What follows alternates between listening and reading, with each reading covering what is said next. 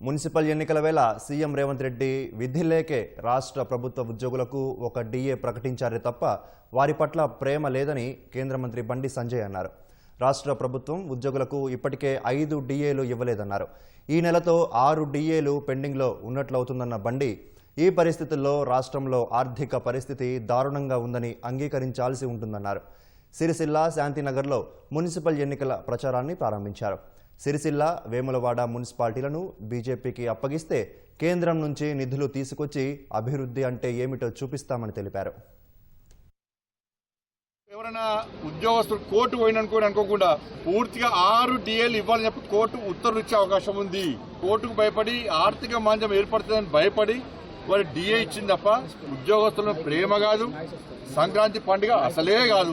ఇంకా పదవీ విరమణ పొందినటువంటి ఉద్యోగస్తులకు వాళ్ళకి ఇవ్వాల్సిన బకాయిలు ఇయ్యక వాళ్ళు మోసం చేస్తున్నారు. మీరు రాష్ట్ర ప్రభుత్వానికి చిత్తశుద్ధి ఉంటే, ఉద్యోగస్తుల ప్రేమ ఉంటే వెంటనే మీరు 6 డిఏలు 6 డిఏలు పక్కన కనీసం 3 డిఏలు. కాబట్టి ఉద్యోగస్తులు ఆలోచించుకోవాలి. భారతీయ జనతా పార్టీకి మున్సిపల్ ఎన్నికల్లో, కార్పొరేషన్ ఎన్నికల్లో మీరు విజయం చేకూర్చి పెడితే ఈ ప్రభుత్వం భయపడుతుంది తప్ప మీరు భయపడి ఇంట్లో ఉండి డిఏలు కావాలంటే డిఏలు ఇచ్చే ప్రభుత్వం ఇది కాదు.